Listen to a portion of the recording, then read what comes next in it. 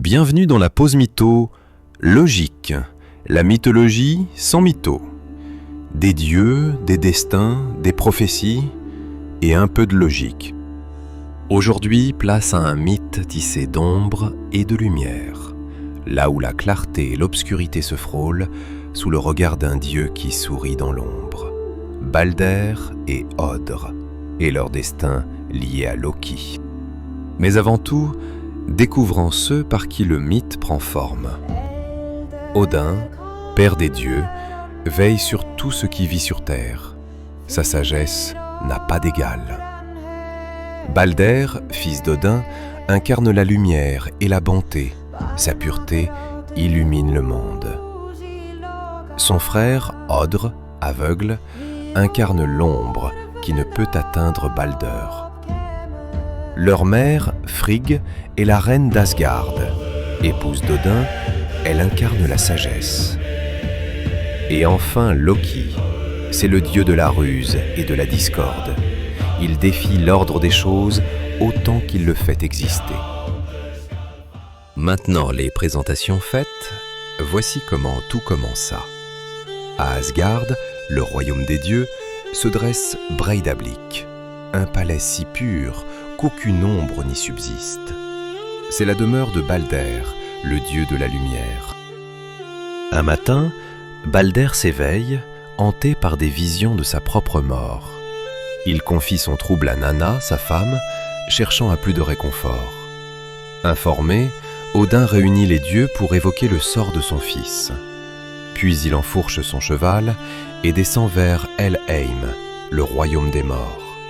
Interrogé, la Volva endormie murmure « La mort de Balder aura bien lieu, sombre, inévitable, irrévocable. » Frigg, la mère de Balder, entreprend un grand voyage à travers les 9 mondes pour sauver son fils. Elle fait jurer aux pierres, aux bêtes et aux plantes de ne jamais le blesser. Désormais, plus rien au monde ne peut atteindre Balder. Mais dans un bosquet paisible, un jeune Guy échappe à son serment. À Asgard, les dieux s'amusent à lancer des flèches et des pierres sur Balder, mais rien ne peut le blesser, protégé par son invulnérabilité.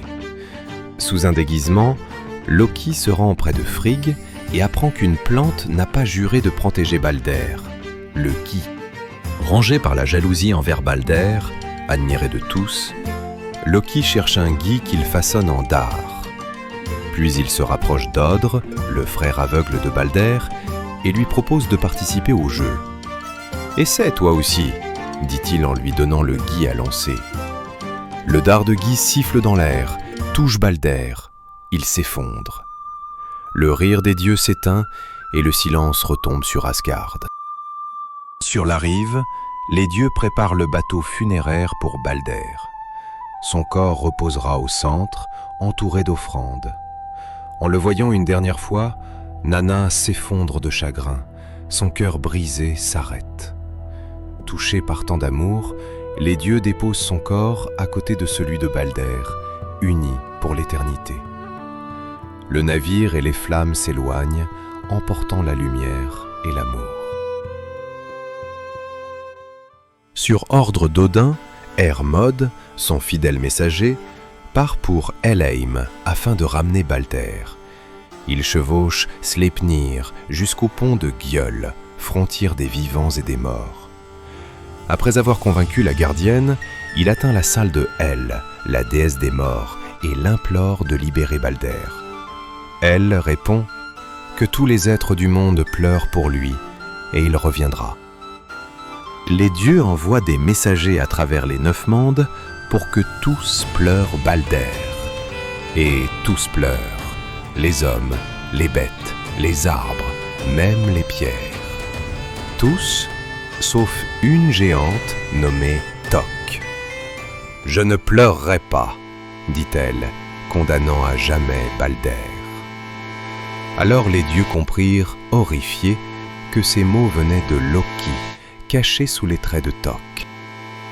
Traqué par les dieux, Loki fuit à travers les montagnes jusqu'aux chutes de Franangr, où il prend la forme d'un saumon pour s'échapper. Mais Thor devine la supercherie et le capture. Conduit devant les dieux, Loki est condamné à être enchaîné sous terre, un serpent suspendu au-dessus de lui. Sa femme, Sigyn, décide de veiller à ses côtés, tenant un bol pour recueillir le venin. Mais quand une goutte le touche, Loki hurle et la terre tremble, rappelant que nul lien n'est éternel. Car viendra le jour où ces chaînes se briseront. Et ce jour marquera le début du Ragnarok, la fin du monde.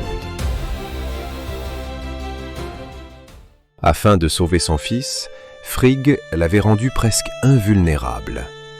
Mais les jeux qui ont suivi, célébrant cette invulnérabilité, ont entraîné la mort de Balder. On dit souvent que fuir son destin, c'est la meilleure façon de le provoquer. Logique, non ? En espérant que ce mythe vous ait plu, les dieux en ont bien d'autres à raconter. À bientôt pour une prochaine pause mythologique.